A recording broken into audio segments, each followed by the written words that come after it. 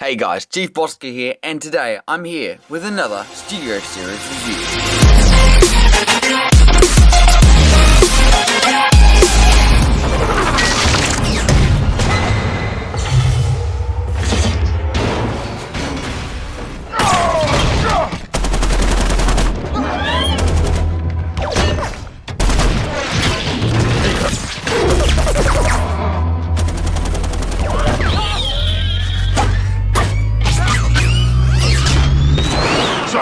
Get to the building! So today we have Transformers number 6 Studio Series Starscream, the one from the first Transformers movie. Now first and foremost, as always, take a quick look at the box. So here we have an illustration of Starscream with his weapon. He looks pretty cool there. Here's Studio Series Starscream, Transformers, Age, Hasbro, Transformers Generations, Takara Tomy. On this side you have a zoomed in picture of Starscream. He is a Voyager class figure, Studio Series 06. On the bottom, stuff. On the other side you have a zoomed out photo of Starscream. On the top you have a window for stuff. And on the back you have your product shots. Starscream soars amid skyscrapers with tactical precision to annihilate opponents. Lockheed Martin, this is an F-22 Raptor, so it is a... That's just telling everyone that's what it is, that's what he comes as. Mission City Battle, Starscream, all the other figures that you can get that aren't near enough. They have backdrop included and everything. Speaking of the backdrop, here he is. Here is his backdrop. It is the same as Studio Series Ironhide's backdrop. Mission City, they have that. Jets up there. That's that. Dropped his weapon. Alright. Now he does come with one accessory, that is his missile sort of arm cannon with a sword with blades. He had that. Very nicely detailed. Very well done. Anyway, on to the figure now. But here we have Starscream in his F-22 Raptor vehicle mode, and topsides, this is probably one of the best jet modes I have seen on a Transformers figure. I love the F-22, it's probably one of my favourite planes, and this is just an amazing looking jet. Of course, underside, very chunky. There is some kibble, but that is to be expected. Where is it all going to go? Of course, if you cut off this part here, just this, it would be a very convincing jet mode. But I love it nonetheless. It all folds up very nicely. He does have landing gear, which can fold up. They just have the jet mode there. But that's a very nice looking jet mode. A nice yellow plastic for the cockpit. American Air Force symbol there, and the Decepticon symbol there. He is not the one with the tattoos from the second movie, because I really love the clean one more. The clean one looks a lot better in my opinion. There you have that. Now, for weapon storage, his weapon can store him in a number of different ways. First of all, it can plug in with this plug there into either of these ports here. He can plug into the wings in these two ports, or onto the back in those two ports, or you can use the two slots there and the two tabs just there, and that tabs on just there, and there you have storage there. But if you are going to store it on his mode, it would probably look best just there as a larger missile. But there you have that. It doesn't really fit onto the mode very much, unfortunately, but it is pretty good. Now on to comparisons. Here he is with Studio Series Leader Class Blackout. You also get a sense of the paint for this. He does have a very gradient sort of paint job with lighter up here, darker here, lighter here, darker. And it's very nice looking. There you have that. Here he is with Megatron from the Studio Series line.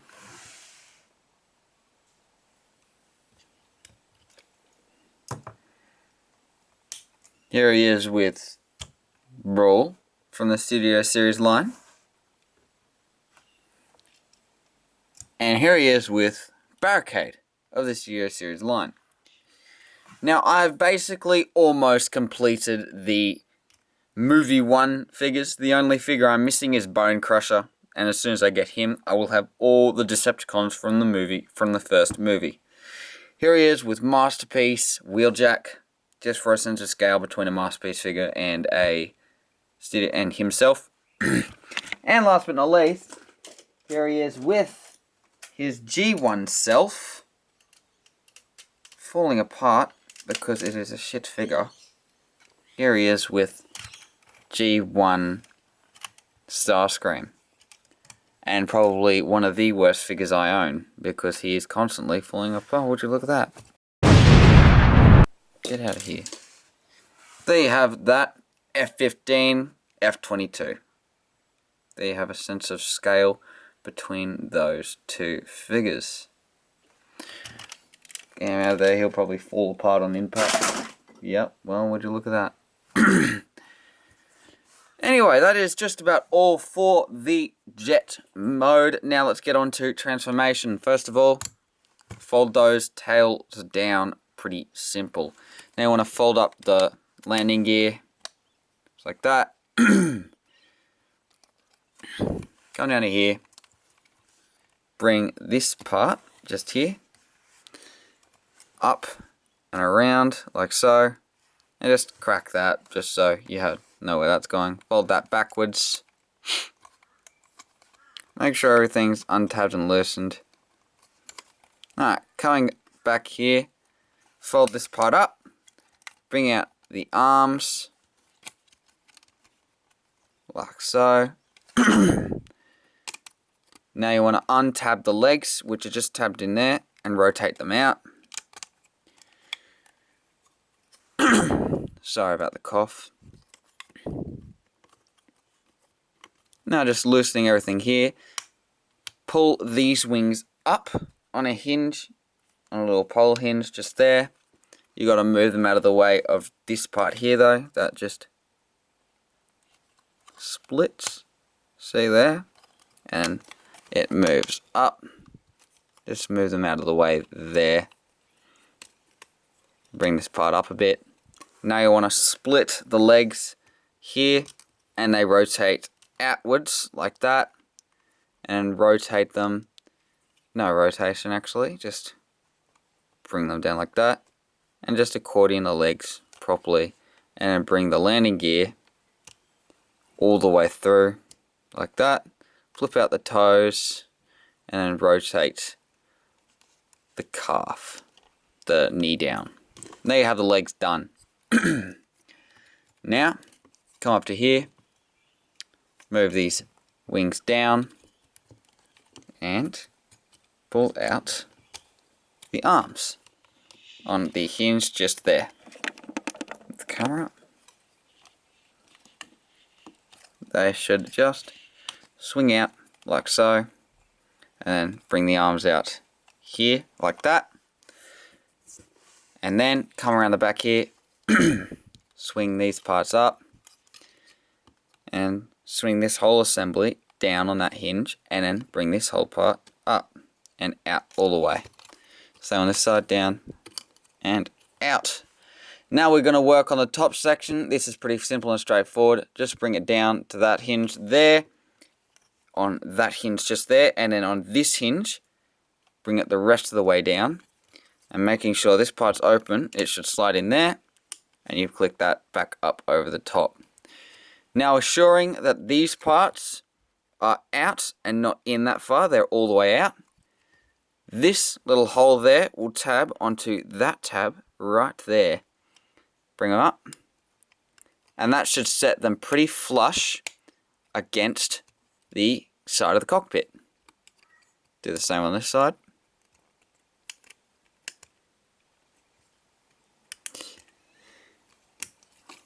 Come on. Can be a bit finicky at times, but there you have that, and they sit flush against the side of the cockpit.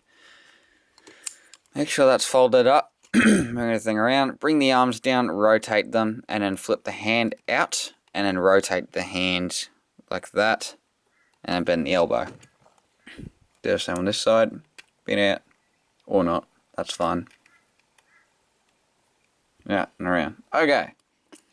There you have those parts done. Now, last but not least, make sure this part's folded up and make sure the wings are down. And then there are 2 tabs just there, which also used to stop the tail wings for coming up too far, so they stay on a slant, but they will go into those 2 slots there.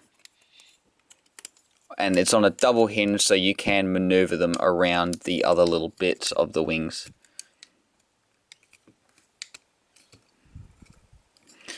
And then that just pulls it all together. And here you have Studio Series Starscream in his robot mode. And, of course, he is a fantastic looking figure. He is very, very true to the movie in the way he looks. The very Dorito-esque chicken-legged mofo that we know and love. The high-pitched coward, basically. All around, he's nice. He does have a big backpack and a small thing down there. Coming around this side, it is very weird looking. The way it just comes up and it sticks out. But you know, he was a very weird looking figure, a very Frankenstein-esque one with his arms reaching down to his knees. Anyway, here we have him, and it looks really nice, the way they've made all the different colours, the nice grey there, and the bluish navy grey down there. Same colour differences in the pelvic area. All around, very nice. And so much little tiny details just engraved around his chestal region. Details in here with picked out in gold. The gunmetal greys on the forearms. And around the back, the details just on the back of the thigh. It's just very well done, and I love how he looks. And he stands very well, which is something that surprised me. I did not think he would stand that well. Now, of course, there are multiple ways that he can hold his weapon. If you take this peg, he can hold it on his forearm. Just there. There you have that. And he has it like as a sort of underslung gun like that. Or, if you want to be more true, turn this around and there's a tab there and a slot and a tab there and a slot there.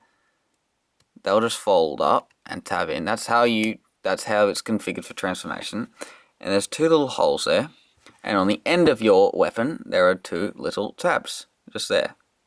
See that? They will tab into there like that. And there you have him holding his missile gun launcher thing.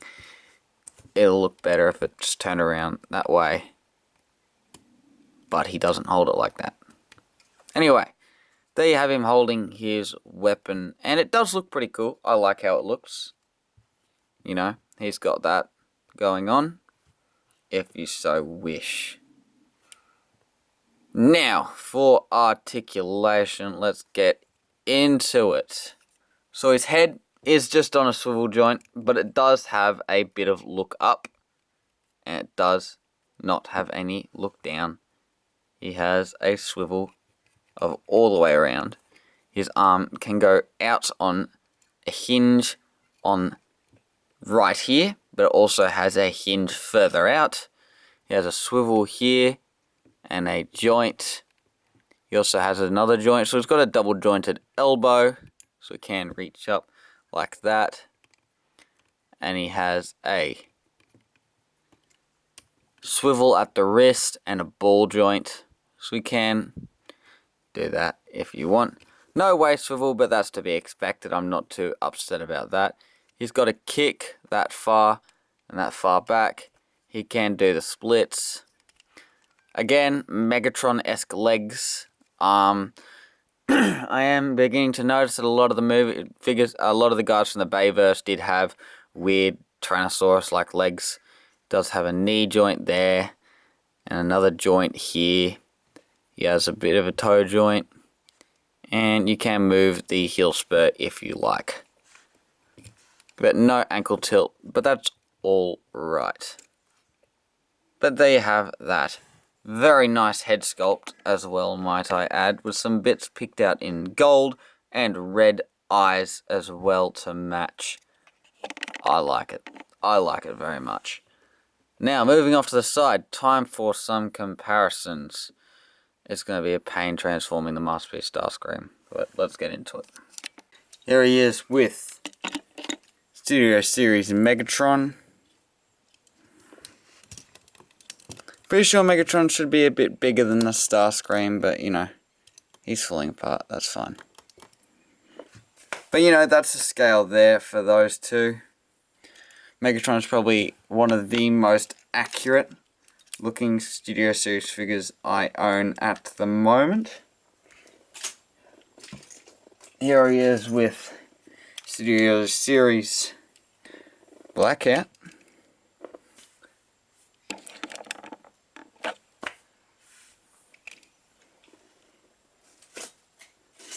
Here he is with Studio Series Brawl.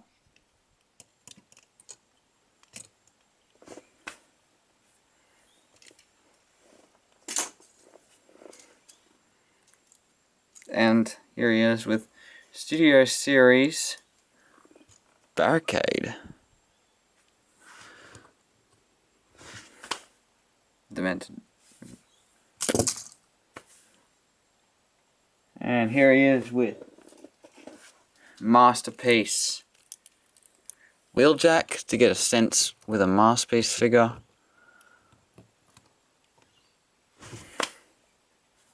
And last but most likely probably least, here he is with G1 Masterpiece Starscream.